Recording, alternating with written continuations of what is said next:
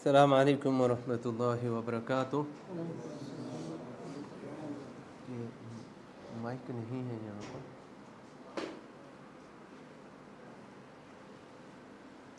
دس phone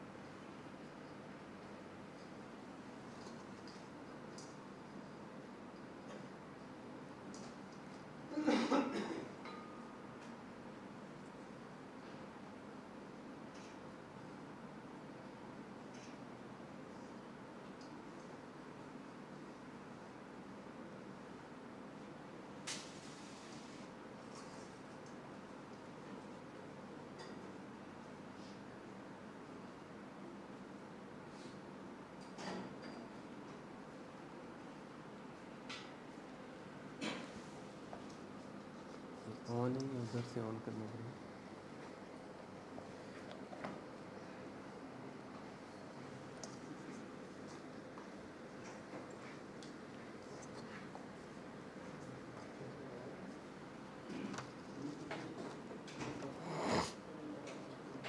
شیخ سے رابطہ ہو؟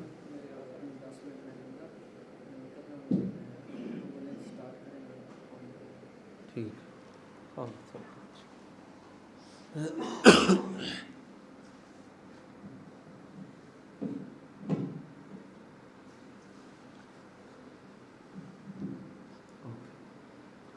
السلام علیکم ورحمۃ اللہ وبرکاتہ۔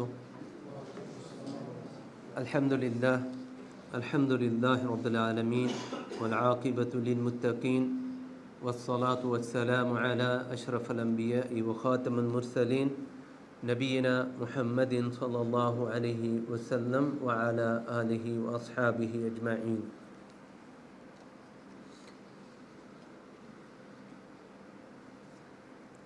آج کا جو ہمارا پروگرام ہے وہ بحرین کی ہسٹری کے بارے میں ہے۔ ہم اس ملک میں رہتے ہیں تو ہمیں چاہیے کہ ہم اس ملک کے بارے میں جانیں کہ جس ملک میں اتنے عرصے سے ہم رہ رہے ہیں اس ملک میں کیا کیا ہے، اور اس ملک کی تہذیب کیا ہے، اور وہاں کا رہن سہن جو ہے کیسا ہے۔ تو یہ چیزیں جو ہے یہ جاننی چاہیے ہمیں کہ تاریخ کے کن ادوار سے یہ ملک گزرا ہے۔ کوئی بھی کنٹری ہے اس کی اپنی ایک ہسٹری رہتی ہے کہ کون کون سی تہذیبیں جو ہیں ان سے یہ ملک جو ہے گزرا ہے۔ تو اسی طرح بحرین جو ہے اس کی بھی اپنی ایک ہسٹری ہے، اور بہت پرانی ہسٹری ہے بحرین کی، قدیم ترین ہسٹری اس کی مانی جاتی ہے بحرین کے بارے میں۔ تو یہ جو پروگرام ہے یہ منسٹری آف اسلامک افیئرز کی طرف سے ہے، وزارت العدل والشؤون الاسلامیہ، ان کی طرف سے ہے یہ پروگرام، اور ہونا بھی چاہیے تاکہ ہمارے جو لوگ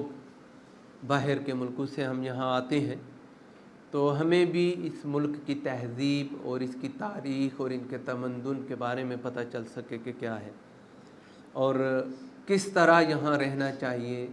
کون سے قانون ہیں جنہیں فالو کرنا چاہیے، کون سی ایسی وائلیشنز ہیں جن سے ہمیں دور رہنا چاہیے، تاکہ یہ ملک جو ہے اس کا امن عامہ جو ہے وہ بھی قائم رہے اور ہم بھی محفوظ رہیں۔ اور کوئی بھی کنٹری ہے تو اس کی ترقی کا جو راز ہے وہ صرف اور صرف اس ملک کے امن عامہ کی صورتحال پر ہے۔ جس کنٹری میں جتنا زیادہ امن ہوگا وہ کنٹری جو ہے وہ اتنا ہی زیادہ سویلائزڈ اور ترقی یافتہ ہوگا۔ یہی چیز ہے کہ آپ دیکھ لیں کہ عرب ممالک جتنے بھی ہیں یہ کوئی 1971 میں آزاد ہوا، کوئی 1974 میں آزاد ہوا، یعنی یہ سب آفٹر 70 کے ایرا میں یہ لوگ جو ہے انہوں نے آزادیاں حاصل کی، اور آپ دیکھتے ہیں کہ چند عرصہ گزرا اور یہ ترقی کی بام عروج پر پہنچ گئے ہیں۔ تو اس کے بیہائنڈ جو ہے بہت ساری ریزنز ہیں۔ علیکم السلام ورحمۃ اللہ وبرکاتہ۔ اہلا شیخ، طیب، حیاک حیاک شیخ، تفضل۔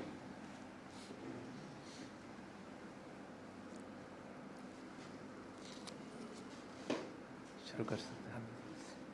تو یہ ملک جو ہے جتنے بھی عرب ممالک ہیں انہوں نے جو ترقی کی ہے یہ صرف امن کی بنیاد پر کی ہے انہوں نے، اور ہم دیکھتے ہیں اس کی بنسبت جو ہمارے ممالک ہیں جنہیں آج 100 سال ہو گئے ہیں آزادیاں حاصل کیے ہوئے، امن عامہ کی صورتحال نہ ہونے کی وجہ سے ہم لوگ ان سے کوسوں دور پیچھے چلے گئے ہیں، اور ہماری ترقی کی جو صورتحال ہے وہ بھی دیکھ لیں کہ وہ ملک جو دوسرے ممالک کو قرضے دیتا تھا، امن عامہ خراب ہونے کی وجہ سے آج کہاں پہنچ گیا ہے۔ تو عرب ممالک جو ہیں ان میں جو طرز حکمرانی ہے اس کو اگر لے لیا جائے تو سب سے بیسٹ انداز میں انہوں نے حکمرانی کی ہے، اور انہوں نے اپنی رعایا کو خوش رکھا ہوا ہے اور فیسلٹیز دی ہوئی ہیں ان کو، اور عوام جو ہے وہ خوش ہے ان کے اوپر۔ تو یہ چیزیں جو ہے یہ بہت اہمیت کے حامل ہیں، اور جیسے میں نے بتایا ہے کہ ہر ملک جو ہے اس کی اپنی ایک تہذیب ہے، اور بحرین جو ہے یہ بہت پرانی ہسٹری رکھتا ہے، اپنی تہذیب کے حوالے سے بہت پرانی تہذیب ہے اس کی۔ تو یہ جو پروگرام ہے یہ ٹوٹل تقریباً 4 پروگرامز ہم نے ترتیب دیے ہیں اس سال کے جو ہم نے کرنے ہیں۔ تو اس کا پہلا جو جز الاول ہے وہ آج ہے، اور دوسرا پروگرام جو ہے وہ انشاءاللہ ہوگا 4 جولائی کو، وہ بھی تھرسڈے ہے، اور یہ پروگرام جو ہے یہ اردو اور ملیالم دونوں میں ہے۔ ملیالم کا جو ہے وہ جمعہ کو رہے گا کل، اور اردو والا جو ہے وہ ہندی کے لیے آج ہو رہا ہے۔ اور تیسرا جو پروگرام ہے وہ ہم نے رکھا ہے کہ ہم جو بھی ساتھی انٹرسٹڈ ہوئے ہم ان کو بحرین میوزیم میں لے کے جائیں گے وزٹ کرنے کے لیے۔ ہسٹوریکل پلیس ہے وہ، وہاں پر بحرین کی ہسٹری سے ریلیٹڈ بہت سارا مواد موجود ہے، تو اس کو اسٹڈی کیا جا سکتا ہے، دیکھا جا سکتا ہے، پرانی تہذیب کو وہاں پر محفوظ کیا گیا ہے، اسے دیکھا جا سکتا ہے۔ اس کے علاوہ بیت القرآن ہے، اس کا وزٹ کیا جا سکتا ہے، اور بحرین میں بے شمار اور بہت ساری جگہیں ہیں۔ بحرین کے جتنے بھی فورٹس ہیں، بحرین فورٹس ہے، آراد فورٹس ہے، رفا میں ہے، تو یہ بھی ہسٹری سے تعلق رکھتے ہیں، یہاں بھی وزٹ کیا جا سکتا ہے۔ تو یہ ہمارا تیسرا پروگرام ہوگا کہ ہم بحرین میوزیم میں ٹور لے کر جائیں گے، تو جو بھی ساتھی انٹرسٹڈ ہوں گے وہ اس میں شامل ہو سکتے ہیں۔ تو یہ ہمارا پروگرام جو ہے یہ تقریباً اگست میں ہم نے ترتیب دیا ہوا ہے کہ 3 اگست جو ہے یہ پروگرام ہم نے ترتیب دیا، سیٹرڈے کا دن ہے، موسٹلی لوگوں کی چھٹی ہوتی ہے اس دن، تو اس دن ہم نے یہ پروگرام رکھا، اور مارننگ میں رہے گا یہ پروگرام۔ آخری جو پروگرام ہوگا اس کا ہسٹری آف بحرین کا، وہ 24 اکتوبر کو ہوگا ہمارا پروگرام، 24 اکتوبر، تو وہ ہمارا لاسٹ پروگرام ہوگا اس ایئر کا۔ تو یہ ہمارا جو سلسلہ ہے یہ مکمل ہو جائے گا۔ تو بات چل رہی تھی بحرین کی ہسٹری کے بارے میں، تو بحرین کی ہسٹری جو ہے وہ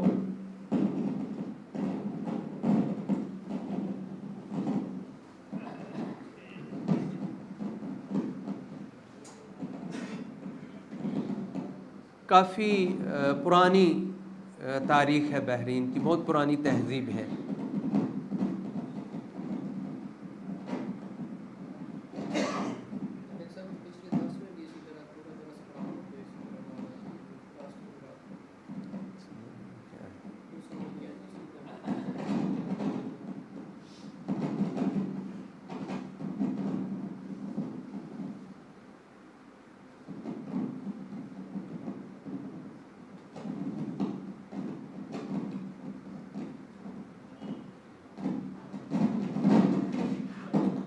बंद नहीं कर देते, बंद नहीं कर,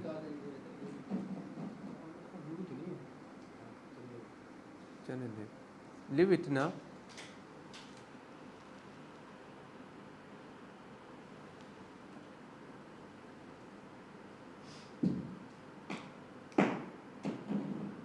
Switch off, it is better.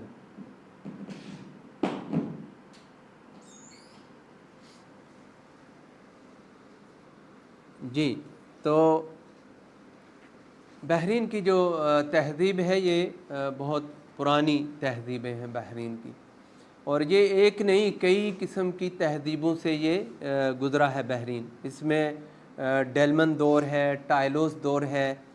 और ये जो अदवार हैं इनकी तहज़ीब की अपनी एक हिस्ट्री है। और तकरीबन जो बहरीन में एक पुरानी सनत है, आली में ये मौजूद है, आली पोट्री के नाम से ये फेमस है। वहाँ अभी भी गवर्नमेंट ने उसे आसार क़दीमा में शामिल किया हुआ है, और वो जगह जो है वो विज़िट की जा सकती है, जाया जा सकता है वहाँ पर, और बाकायदा वो लोग आपको दिखाते भी हैं कि कैसे बर्तन बनाए जाते हैं। तो ये एक सनद थी उस टाइम पर बहरीन में, और तिजारती बेस पर ये लोग इसे इस्तेमाल करते थे, और कहते हैं इसके बारे में कि ये ईसा अलैहिस्सलाम से भी पुरानी है, यानी 3000 साल पहले से ये चली आ रही है ये सनद। और इतने पुराने दौर में ये लोग इतने जदीद थे कि ये लोग जो है वो उसका वो चरखी का इस्तेमाल करते थे। अमूमन तो हाथों से बर्तन बनाए जाते हैं, लेकिन ये तहज़ीब में इतने एक्सपर्ट थे इसमें कि ये वो चरखी का इस्तेमाल करते थे जो घूमती थी, और उसके ऊपर बर्तन को डिज़ाइन किया जा सकता था। और यही तक नहीं बल्कि इन्होंने कलर मिक्सिंग जो है वो भी सीख ली थी। बड़े अच्छा फ़न था इनके पास कलर मिक्सिंग का, और ये मिक्स कलर्स जो हैं उनको मिला के मिक्सिंग करके कलर की, तो पॉट्स जो थे बर्तन उनको कलर भी करते थे। तो ये बड़ी अच्छी इनकी ये सनत थी, और यानी तिजारत का ये ज़रिया था इनका। इसमें डेनमार्क की एक टीम जो है उन्होंने काफ़ी इन्वेस्टिगेट किया इसके ऊपर। आसार क़दीमा की ये टीम थी, जो रिसर्चर होते हैं वो, तो उन्होंने ये जो है पूरी हिस्ट्री इसकी बयान की कि ये किस तरह की इनकी तारीख़ है, कहाँ से चली है ये। तो ये जो है ये बहुत पहले ये चीज़ें, यानी डेलमन दौर से पहले की ये चीज़ें जो है ये अडॉप्ट कर चुके थे और सीख चुके थे।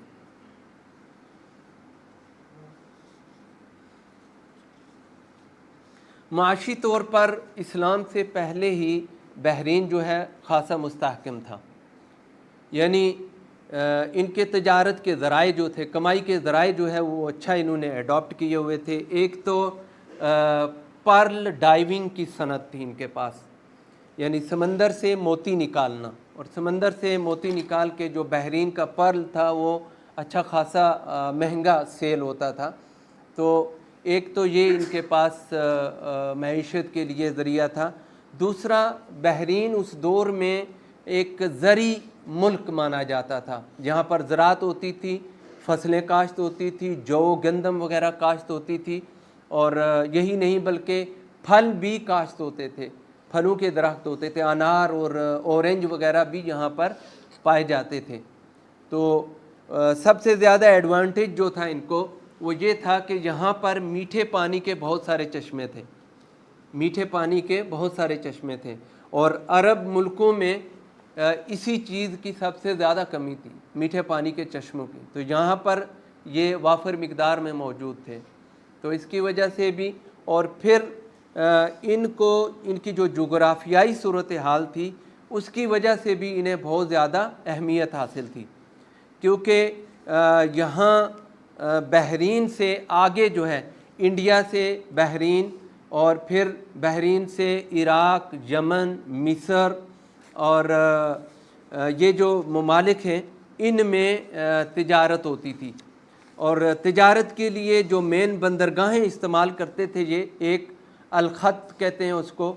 और डेरिन थी, जवासा थी, हजर اس ٹائم بحرین کا یہ دارالحکومت بھی مانا جاتا تھا۔ تو یہ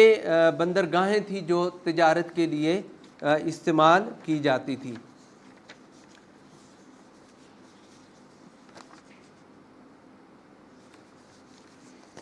جو بحرین کے جزیرے تھے وہ اوال کے نام سے مشہور تھے۔ ایک پرانا نام جو ہے بحرین کا اوال بھی تھا،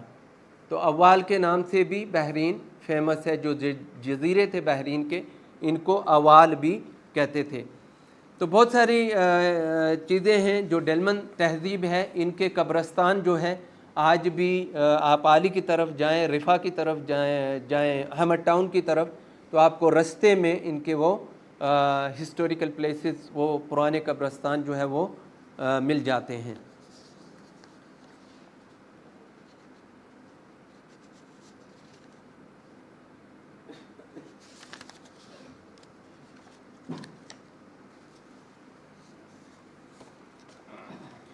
اسلامک ہسٹری کی اگر بات کریں تو جو بحرین کی اسلامک ہسٹری ہے اس میں سب سے زیادہ ذکر جو ہے وہ ایک شخص ہیں جن کا ملتا ہے، اعلیٰ الحضرمی۔ اعلیٰ الحضرمی یہ اعلیٰ بن عبداللہ بن عماد الحضرمی ہیں، جو عبد الشمس قبیلہ تھا اس کے حلیف تھے یہ، اور یہ تقریباً کوئی 21 ہجری یعنی 642 عیسوی میں فوت ہوئے، اور ان کا اصل تعلق جو ہے ان کے خاندان کا وہ یمن سے تھا، حضرموت سے، اسی لیے ان کو حضرمی کہتے ہیں۔ تو یہ کیونکہ ان کا خاندان جو ہے یہ مکہ مکرمہ شفٹ ہوا، تو وہیں پر انہوں نے پرورش پائی، اور نبی صلی اللہ علیہ وسلم کے ابتدائی دور جو ہے دعوت کا، اسی میں انہوں نے اسلام بھی قبول کر لیا، اور نبی صلی اللہ علیہ وسلم کے عظیم ساتھیوں میں بھی ان کا شمار ہوتا ہے۔ اور بعض آثار جو ہے اس میں ملتا ہے کہ انہوں نے نبی صلی اللہ علیہ وسلم کے لیے قرآن پاک کو بھی تحریر کیا تھا۔ دینی معاملات میں بھی کیونکہ ابتدائی دور کے مسلمان تھے تو اچھی خاصی معلومات رکھتے تھے، اور یہ پہلے مسلمان تھے جنہیں اسلام کے دشمنوں پر سمندری راستے سے حملہ کیا، جنہوں نے یعنی سمندر کا راستہ جو ہے انہوں نے یوز کیا اسلام دشمنوں کے خلاف، اور وہ 17 ہجری میں مسلم بحریہ کو فارس کے ساحلوں تک لے کے جانے کے ذمہ دار تھے یہ۔ تو اعلیٰ حضرمی جو ہیں یہ وہ پہلے شخص ہیں، طبقات الکبریٰ میں اس کا ذکر موجود ہے، ہسٹری کی کتاب ہے یہ، کہ یہ وہ پہلے شخص تھے جنہوں نے بحرین سے نبی صلی اللہ علیہ وسلم کو خراج کی مد میں 80,000 درہم جو ہے وہ روانہ کیے تھے۔ تو 80,000 درہم اس دور میں یہ کوئی معمولی اماؤنٹ نہیں تھا، بہت بڑا اماؤنٹ تھا، اور یہ اس وقت نبی صلی اللہ علیہ وسلم کو موصول ہوا یہاں سے۔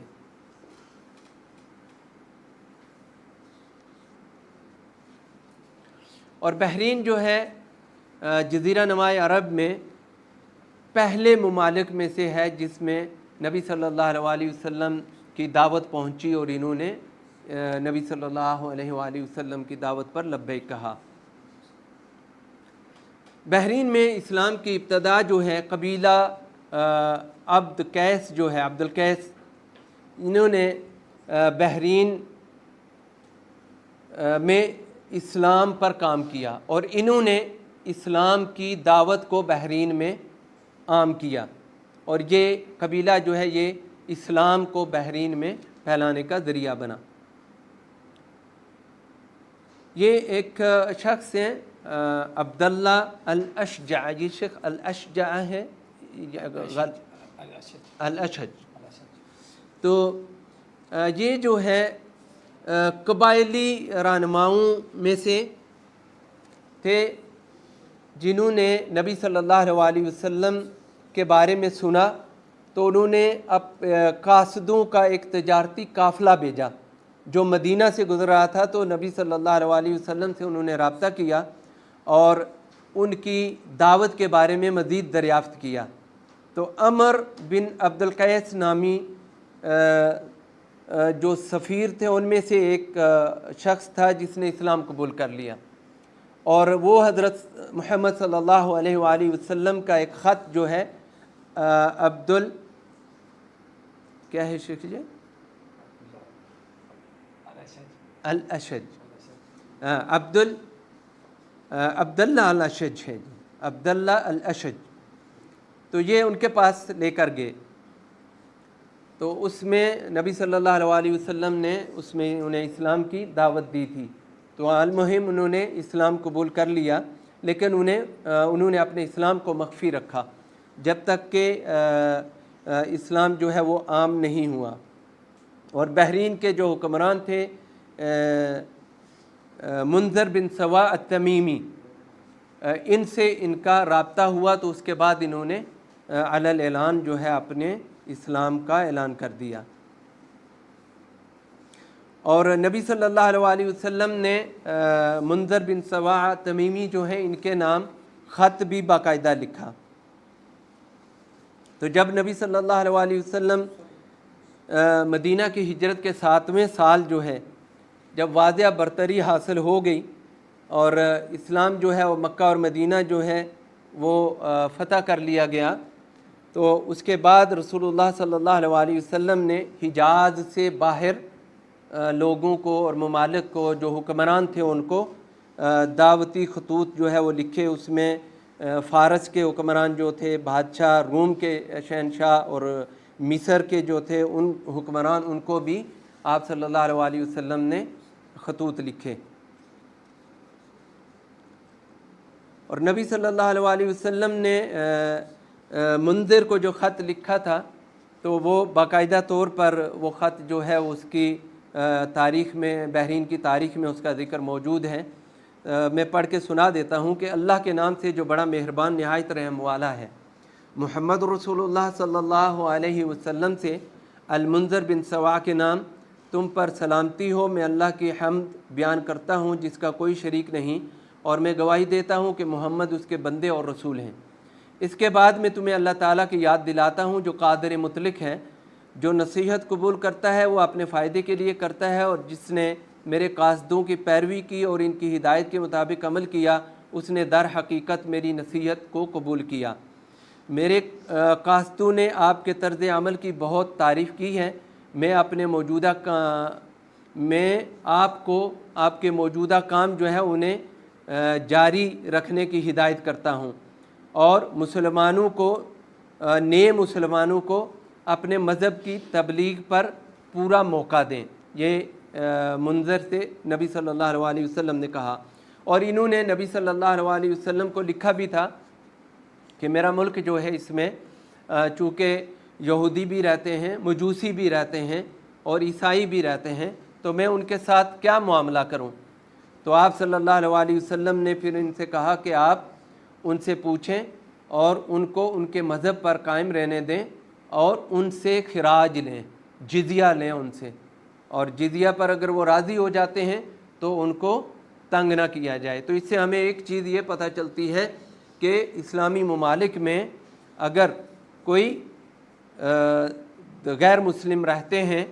اور ان کی بھی بڑی تعداد موجود ہے اور وہ اپنے دین پر قائم رہنا چاہتے ہیں اور وہ اس ملک کے نیشنلز ہیں، تو ان کو یہ حق حاصل ہے کہ وہ گورنمنٹ کے ساتھ معاملات اپنے طے کر کے اس کا پارٹ جو ہے وہ بن کے رہیں۔ گو کہ موجودہ دور میں حالات اس کے برعکس چل رہے ہیں، لیکن شرعی طور پر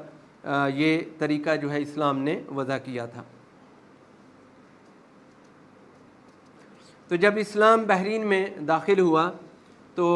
یہ جو مجوسی، عیسائی اور یہودی تھے انہوں نے اپنے اپنے مذہب پر قائم رہنے کو ترجیح دی، اور انہوں نے اس چیز کا اقرار کیا، حلف لیا کہ ہم جزیہ جو ہے وہ دیتے رہیں گے۔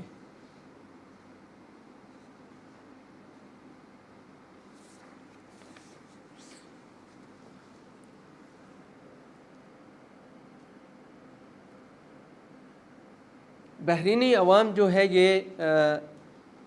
یہ آبادی جو ہے بحرین کی یہ اصل میں مختلف عرب قبائل پر مشتمل ہے، کیونکہ میں نے جیسے پہلے ذکر کیا ہے کہ ان کی معیشت جو ہے وہ کافی مستحکم تھی اور اچھا گرفت تھی معیشت کے اوپر، اور ان کی جو جغرافیائی اہمیت تھی وہ بھی بہت زیادہ تھی، کیونکہ یہاں سے آگے دوسرے ممالک کے ساتھ تجارت ہوتی تھی، عراق، یمن، مصر،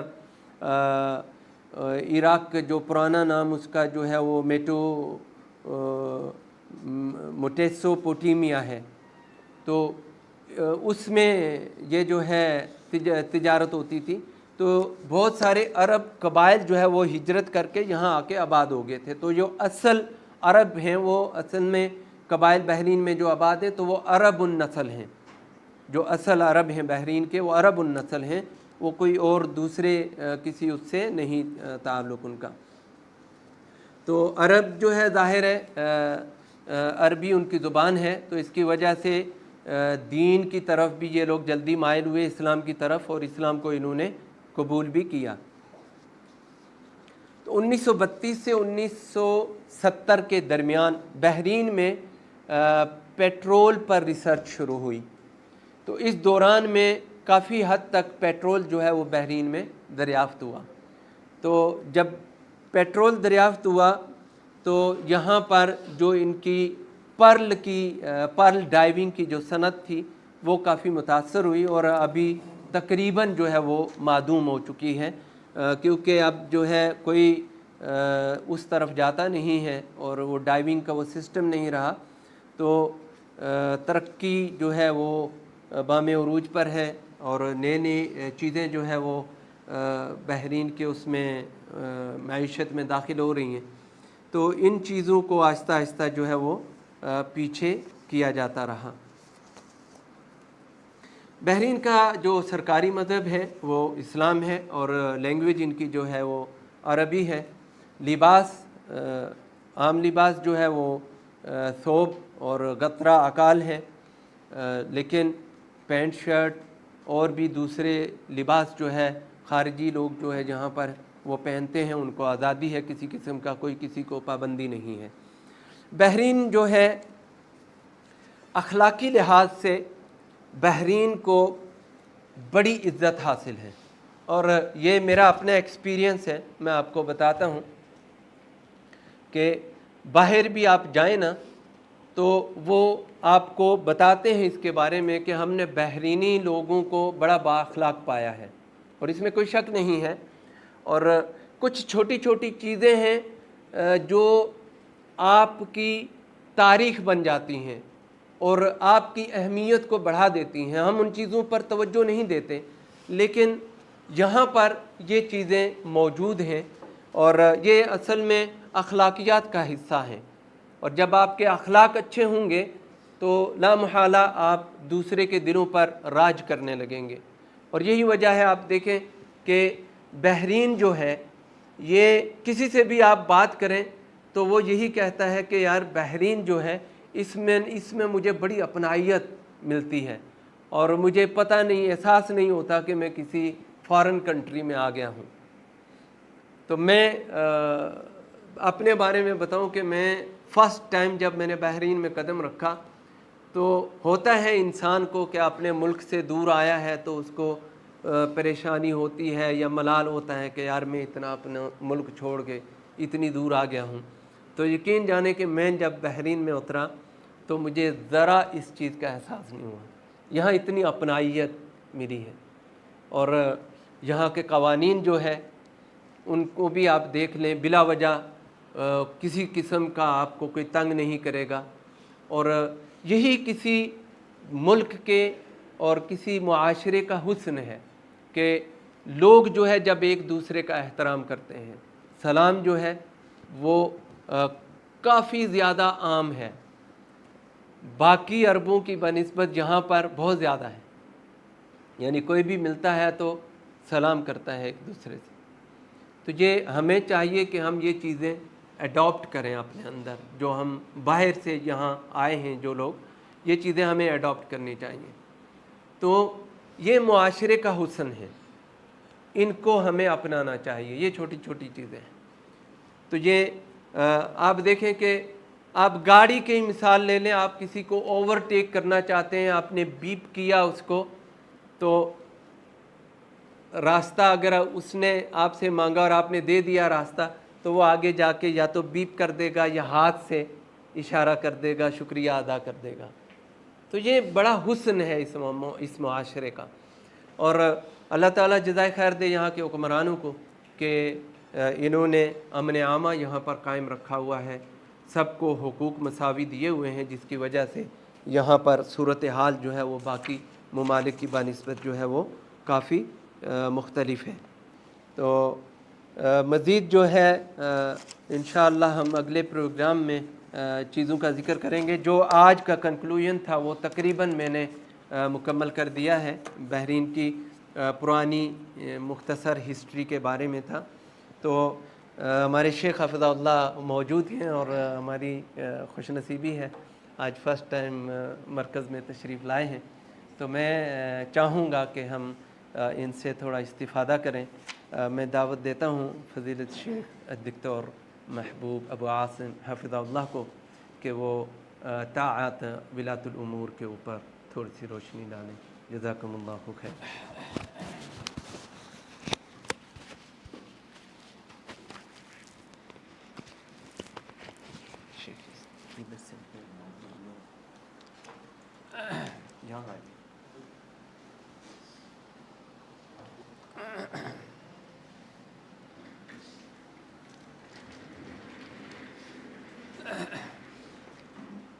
السلام علیکم ورحمۃ اللہ وبرکاتہ۔ الحمد للہ رب العالمین والصلاة والسلام علی رسولہ الکریم وعلی آلہ وصحبہ ومن سار علی نہجہ الی یوم الدین وسلم تسلیما کثیرا، اما بعد۔ ماشاءاللہ ابھی آپ بحرین کے حوالے سے سن رہے تھے، اور ہمارے شیخ مظفر صاحب ماشاءاللہ آپ کو یہاں کے تعارف کروا رہے تھے اس مملکت کے حوالے سے۔ اور حقیقت یہی ہے کہ آدمی جہاں رہتا بستا ہے اس کے بارے میں اس کو معلومات ہونی چاہیے، اور خصوصی طور پر اگر وہ اسلامی ملک ہو کہ جس کا تعلق اس کا ایمان اور دین کے حوالے سے ہے، سمجھے نا، کہ نہ کہ صرف جگہ کے حوالے سے، بلکہ اس سے پہلے ایک بہت گہرا تعلق جو ایک مسلمان کا دوسرے کے ساتھ ہے۔ تو اس لحاظ سے بھی اس ملک کی تاریخ بہت قدیم تاریخ ہے، بلکہ اسلام کی سب سے پہلی فتوحات میں سے یہ اس کو شمار کیا جاتا ہے۔ اور سب سے پہلے مسلمانوں کے ہاں جو مال غنیمت آنے والے، جیسے ابھی آپ سن رہے تھے، وہ سب سے بڑا مال غنیمت، بلکہ آپ کو حدیث سناتے وہ بڑی دلچسپ حدیث ہے کہ صبح فجر کی نماز کے لیے آپ صلی اللہ علیہ وسلم آئے تو لوگ کافی جیسے تیار ہوتے ہیں، تو ایسے لوگ آپ کو ملے، تو آپ نے لوگوں کے چہروں کو پڑھ لیا کہ بڑی خوشی ان کے چہروں پر نظر آ رہی ہے۔ تو آپ میں پتہ چلتا ہے کہ تم لوگوں کو علاء الحضرمی کے آنے کا پتہ چل گیا ہے کہ وہ بحرین سے مال لے کر آئے ہیں۔ تو یعنی حدیث میں باقاعدہ بحرین کا ذکر، لیکن آپ کو شاید بتایا گیا نہیں، بحرین جو ہے سابقہ تاریخ میں جو تھا نا، وہ بصرہ سے لے کر عمان تک تھا، صرف یہ چھوٹا سا جزیرہ نہیں، بصرہ سے عمان تک یہ مشرقی ساحل جتنا بھی ہے خلیج کا، یہ سارا بحرین شمار ہوتا تھا۔ تو علی کل حال اس کی تاریخ بڑی دلچسپ تاریخ ہے، پڑھنا چاہیے، سننا چاہیے، معلوم کرنا چاہیے۔ اور آخر میں جو ذکر کر رہے تھے بحرین کے حوالے سے، یہاں کے لوگوں کا مزاج، اس کا اندازہ اس کو ہوتا ہے کہ جو گلف کے دوسرے کنٹریز میں رہ کر آیا ہو، اس کو صحیح اندازہ ہوتا ہے کہ واقعی کتنا بڑا فرق ہے یہاں کے لوگوں کے اندر اور باقی دوسرے ملکوں کے لوگوں کے اندر، گلف کے جو دوسرے کنٹریز ہیں۔ تو حقیقت بات یہی ہے کہ جس انداز سے یہاں کے لوگوں کے اندر ایک تواضع کا انداز ہے، ایک ملنساری کا طریقہ ہے، اور ایک اپنائیت ہے، وہ آپ کو شاید ہی گلف کے اندر خاص طور پر کسی اور ملک کے اندر آپ کو ملے۔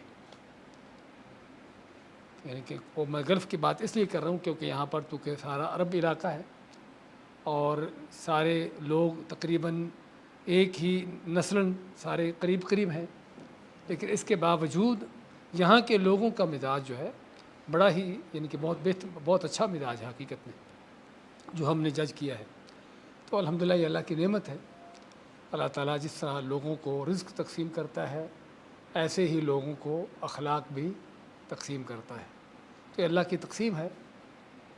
تو جس پر اللہ کا شکر ادا کرنا چاہیے، اور ہمیں بھی شکر ادا کرنا چاہیے کہ اللہ تعالیٰ نے ہمیں اس طرح کے لوگوں کے ساتھ رہنے کا موقع دیا۔ تو مجھے جو اپنے ٹاپک جس پر بات کرنے کے چند منٹ بات کروں گا، زیادہ نہیں کیونکہ ٹاپک تو بہت لمبا ہے، وہ اسی حوالے سے ہی کہ ہمارے جو حکمران ہیں، ولاۃ الامور ہیں، ان کے حوالے سے ہمارے اوپر کیا حق ہے۔ حقیقت میں اس موضوع کو شروع کرتے ہوئے ہمیں اس چیز کو جاننے کی ضرورت ہے کہ کسی بھی سوسائٹی کے لیے، چاہے مسلمان ہو یا کافر ہو، اس کے لیے حکمرانی کی کس قدر ضرورت ہے۔ ولایا، حکمرانی، حکومت، اس کا اندازہ آپ کو یہاں سے ہوتا ہے کہ نبی کریم صلی اللہ علیہ وسلم کے فوت ہونے کے بعد صحابہ اکرام کو آپ کے دفن کرنے کی فکر نہیں تھی۔ فکر کس بات کی تھی؟ خلافت کی، خلافت کی فکر تھی۔ اگرچہ دین کے دشمن، منافق اور زندیق اس چیز کو اٹھا کر اسلام کے اوپر ایک تان بازی کرتے ہیں، خصوصاً صحابہ کے اوپر، لیکن حقیقت میں اگر دیکھا جائے تو پتہ چلتا ہے کہ صحابہ کے نزدیک اس چیز کی کس قدر اہمیت تھی کہ انہوں نے دیکھا کہ اگر اس مسئلے کو کچھ وقت کے لیے بھی چھوڑ دیا جائے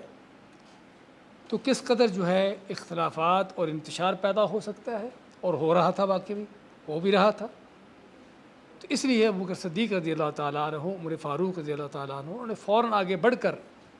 سب سے پہلے اس مسئلے کو حل کرنے کے سوچا کہ سب سے پہلے خلافت کا مسئلہ حل کرو،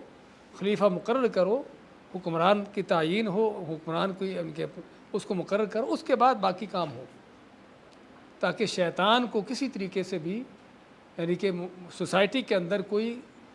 تفرقہ بازی، اختلاف پیدا کرنے کا موقع نہ ملے۔ اسی لیے اس سے ہم کو اندازہ ہوتا ہے کہ کسی بھی سوسائٹی کے لیے حکمران کی لیڈرشپ کی کس قدر ضرورت ہے۔ اور عربی کا ایک شعر ہے جس کا معنی یہ ہے کہ اگر لوگوں کا کوئی لیڈر ہے تو واقعی ہی وہ ایک انسانی معاشرہ ہے جو ایک ساتھ مل کے چل رہا ہے۔ اگر ان کا کوئی لیڈر نہیں ہے تو وہ اور جانور پھر برابر ہیں۔ حتیٰ کہ جانوروں کے اندر بھی آپ دیکھتے ہیں کہ لیڈرشپ ہوتی ہے، ان کے اندر بھی کوئی نہ کوئی نظم و ضبط ہوتا ہے، اس طرح تو چیز ہے کہ انسانوں کے اندر۔ اس لیے اسلام نے بہت بڑی اس کی اہمیت دلائی ہے لیڈر بنانے کی، لیڈر مقرر کرنے کی، چاہے وہ کسی بھی نام سے ہو، وزیر اعظم کے نام سے ہو، صدر کے نام سے ہو، کنگ کے نام سے ہو، کسی بھی نام سے ہو، لیکن کوئی ایسا چلانے والا کوئی لیڈر ہو کسی بھی سوسائٹی کو کہ جس کے تحت لوگ چلتے ہوں۔ اگر یہ نہیں ہوتا تو پھر وہ معاشرہ، وہ سوسائٹی شیطان کے ہاتھ میں ہے۔ اسی سے ہم کو اندازہ ہوتا ہے کہ کس قدر ضروری چیز ہے، اور اس لیے اللہ کے نبی صلی اللہ علیہ وسلم نے ایسے شخص کو اس کی موت جاہلیت کی موت قرار دی ہے کہ جو کسی حکمران کی بیعت میں نہیں ہے، یعنی حکمران موجود ہے لیکن وہ کہتا ہے مجھے اس کے ساتھ میرا اس سے کوئی تعلق نہیں ہے۔ آپ مانتے کہ آدمی جب مرے گا جاہلیت کی موت مرتا ہے، اسلام پر اس کی موت نہیں ہے۔ یعنی اتنی سخت وعید ہے اس موضوع پر، یعنی حکمران کو مقرر کرنا، حکمران کی بیعت کرنا، اور بیعت کرنے کا معنی کہ واقعی ہی اس کے ساتھ ایک طرح کا ایگریمنٹ کرنا کہ ہم تیرے ساتھ ہیں، تیری اطاعت کریں گے، تیرے ساتھ مل کر چلیں گے اور معاملات کو چلائیں گے۔ تو یہ اطاعت، یہ بیعت، اور بیعت کرنے کے بعد پھر اس کی اطاعت کرنا۔ اطاعت کے حوالے سے قرآن کریم اللہ تعالیٰ کا فرمان بھی، یا ایھا الذین آمنوا اطیعوا اللہ واطیعوا الرسول واولی الامر منکم، اے وہ لوگوں جو ایمان لائے اللہ پر، اللہ کی اطاعت کرو، اللہ کے رسول کی اطاعت کرو، اور جو تمہارے اولی الامر ہیں۔ اولی الامر میں دو طرح کے لوگ آتے ہیں، ایک ہیں علماء اور ایک ہیں حکمران۔ بعض اوقات ایک ہی، یہ دونوں صفتیں ایک ہی شخصیت کے اندر ہوتی ہیں۔ ابو بکر صدیق رضی اللہ تعالیٰ عنہ عالم بھی تھے، حکمران بھی تھے۔ عمر فاروق، چاروں خلفاء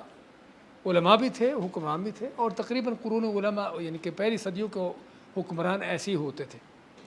وہ ایک وقت میں ہی خلیفہ بھی تھے، حکمران بھی تھے، اور علماء بھی ہوتے تھے۔ تقریباً آپ کہہ سکتے ہیں کہ ممکن ہے کہ اس وقت کا سب سے بڑا عالم بھی وہی ہو۔ تو اگر دونوں ہی صلاحیتیں کسی کے اندر اکٹھی ہو جائے تو بہت اچھی چیز ہے، ورنہ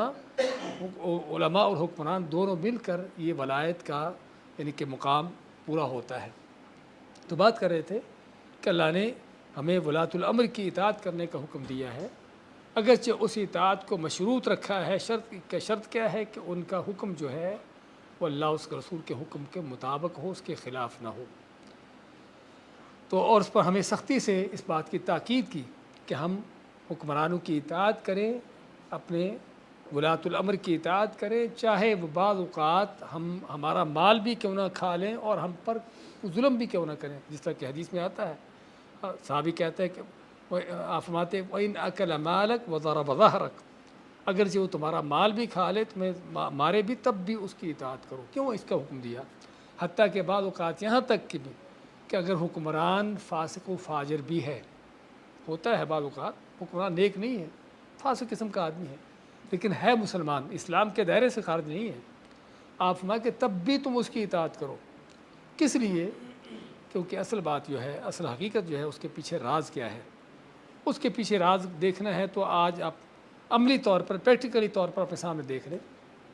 آپ کے ہم بعض ملک، یہیں کے آس پاس کے ملک آپ دیکھ لیجیے کہ جہاں پر حکمرانی نہیں ہے، جہاں پر دنگے فساد ہیں، بد امنی ہے، خانہ جنگی ہے، چاہے وہ یمن کا علاقہ لے لیں، چاہے عراق لے لیں، سیریا لے لیں، سمجھے نا، ان جگہوں پر حالت کیا ہے؟ یہی وہ ملک ہیں عراق جیسے کہ جہاں پر کبھی وہ وقت تھا کہ ہمارے ملکوں سے لوگ آتے تھے وہاں پر کام کے لیے، انکم حاصل کرنے کے لیے، پیسہ حاصل کرنے کے لیے، اور آج یقین کریں کہ وہاں پر لوگ بھوکوں مر رہے ہیں۔ نہ کہ صرف امن و امان نہیں ہے، بلکہ کوئی کاروبار بزنس نہیں ہے، نہ لوگوں کا دین محفوظ ہے، نہ ان کا مال محفوظ ہے، نہ ان کی جانیں محفوظ ہیں، نہ ان کی عزتیں محفوظ ہیں۔ کس وجہ سے؟ کہ حکمران کو گرا دیا گیا، حکمران کی اطاعت کو خارج کر دیا گیا۔ یہ پریکٹیکلی آپ کے سامنے یہ مثالیں موجود ہیں۔ اسی سے ہم کو اندازہ ہو جانا چاہیے کہ بعض اوقات اب ان حکمرانوں کو اگر دیکھیں سیریا کا، یعنی کہ اس طرح کے لوگ ہمارے سامنے ہوں، ان کے جو ظلم ستم ہیں، ان کے جو بھی، لیکن اس کے باوجود ایک حکمران ہے، اس کے ماتحت ایک نظام چل رہا ہے اور ایک امن و امان قائم ہے، چاہے وہ کسی حد تک قائم ہے، اس دنگے فساد سے، بد امنی سے کہیں زیادہ بہتر ہے کہ جہاں پر کسی کی جان مال محفوظ نہ ہو۔ اسی سے ہم کو اندازہ ہوتا ہے کہ حکمرانوں کی اطاعت کا جو قرآن و سنت کے اندر سختی سے حکم دیا گیا، اس کی وجہ کیا ہے؟ اس کے پیچھے حکمت یہی ہے کہ اگر حکمران نہ ہو، ان کی اطاعت کو ختم کر دیا جائے تو پھر وہاں پر سوائے دنگے فساد کے، بد امنی کے اور لوٹ مار کے باقی کچھ نہیں رہتا۔ نہ کہ صرف لوگوں کی جان مال محفوظ نہیں، ان کا دین محفوظ نہیں ہوتا۔ جب مسجد میں جا ہی نہیں سکتے آپ، مسجد میں جا کر عبادت کیا کرو گے؟ آپ کی عبادت نہیں کر سکتے آپ۔ تو اس لیے اس سے ہم کو اندازہ ہوتا ہے کہ واقعی یہ موضوع کتنا اہم ہے، اور اس لیے ہم دیکھتے ہیں قرآن و سنت کے اندر اطاعت کی جو یعنی کہ اس کی تاکید کی گئی، بلکہ حکمرانوں کے ساتھ مل کر چلنا، اگر کوئی بغاوت ہوتی ہے، ان بغاوتوں کے خلاف کھڑے ہونا، ان کے ساتھ، ان کا ساتھ دینا حکمرانوں کا، ان بغاوتوں کو ختم کرنے کے لیے، دبانے کے لیے، اور ان کے لیے دعا کرنا۔ حقیقت میں آج ہمارے ہاں یعنی ایک عرصے سے لے کر، صرف آج کی بات نہیں، ایک عرصے سے لے کر ہمارے وہ ایک یعنی کہ ایسی ذہنیت حکمرانوں کے خلاف، اور خصوصاً آج کل کا میڈیا جو ہے اس میں بھی حکمرانوں کے خلاف طرح طرح کی باتیں، کوئی گالی گلوچ، تان و تشنیع، اس سے ایک مزاج بن چکا ہے حکمرانوں کے اوپر بات چیت کرنا، ان پر تان و تشنیع کرنا۔ حالانکہ چغلی غیبت کرنا کسی کی کیسی ہے؟ کبیرہ گناہ ہے، کبیرہ گناہ ہے۔ کسی کی غیبت، کسی عام فرد کی غیبت کرنا کبیرہ گناہ ہے۔ تو کیوں گناہ ہے؟ کیونکہ اس آدمی کو اذیت ہوتی، تکلیف ہوتی ہے جس کی آپ غیبت کرتے ہو، اس کی منکر عزت پر حرف آتا ہے۔ لیکن کسی عام آدمی کی غیبت کر کے کہ آپ کو معاشرے کے اندر بڑا بگاڑ پیدا کر رہے ہو، کوئی دنگا فساد ہوتا ہے پیدا نہیں، صرف اس آدمی کے حد تک ہے۔ ممکن ہے کہ معمولی ایک محدود دائرے کی حد تک، اس کے باوجود اس کو بڑا کبیرہ گناہ قرار دیا گیا ہے۔ چہ جائے کہ حکمرانوں کی غیبت، کہ جس غیبت کے پیچھے جو ہے ایک بڑا بگاڑ پیدا ہوتا ہو، لوگ بگڑتے ہوں، لوگوں کے اندر انتشار پیدا ہوتا ہو، تو اس لیے حتیٰ کہ حکمران کی غلطی بھی اس کو سر عام کہنے کی اجازت نہیں دی گئی۔ حضرت اسامہ بن زید رضی اللہ تعالیٰ عنہ آپ صلی اللہ علیہ وسلم کے بڑے جلیل قدر صحابی ہیں۔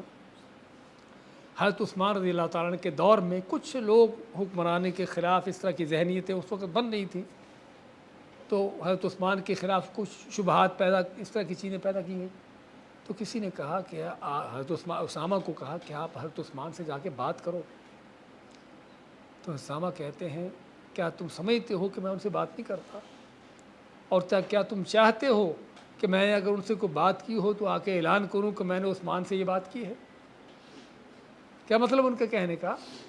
کہ میں کو اگر چیز دیکھتا ہوں جہاں پر نصیحت کرنے کی، اصلاح کی ضرورت ہے، جا کے بات کرتا ہوں،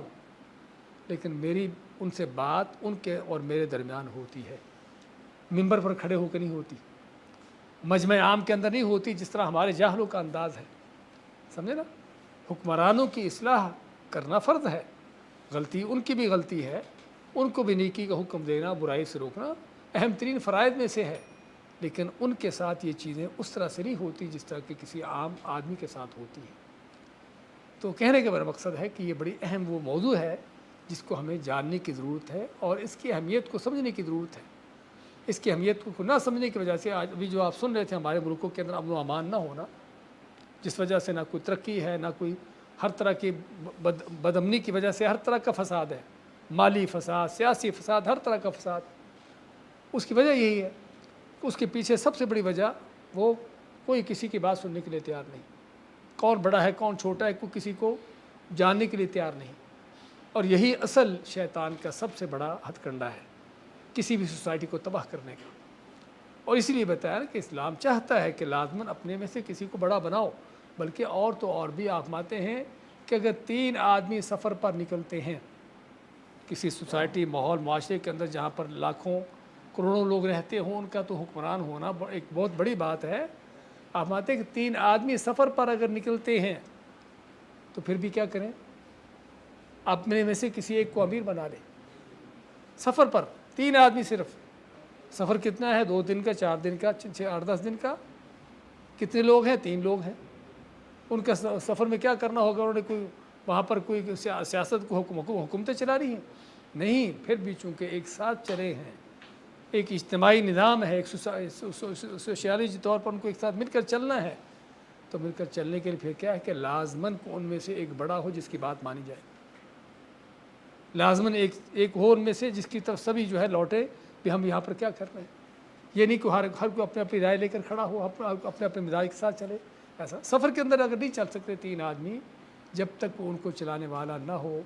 تو چہ جائے کہ ہم کہیں کہ پورے ملک کے اندر، پوری کسی قوم کے اندر ان کو کوئی چلانے والا نہ ہو، ایسے ہی چلتی رہے گی۔ تو بھائیو، اس لیے یہ موضوع جس طرح میں نے عرض کیا کہ پہلے کہ موضوع اس کو گھنٹوں کی ضرورت ہے، لیکن صرف اشارہ کرنا چاہتا تھا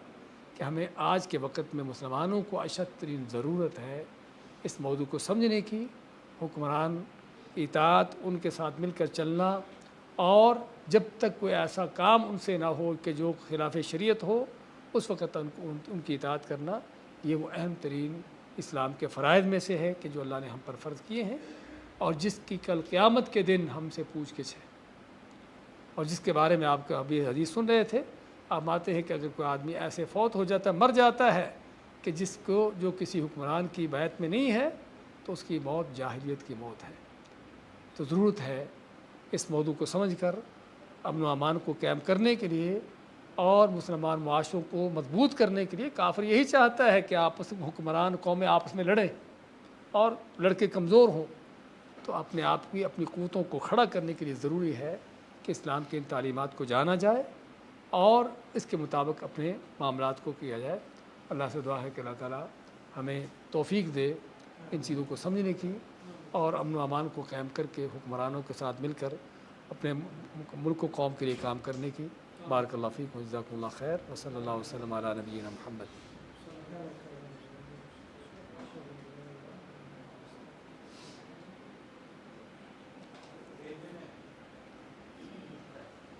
استغفر اللہ العظیم لا حول ولا قوة الا باللہ.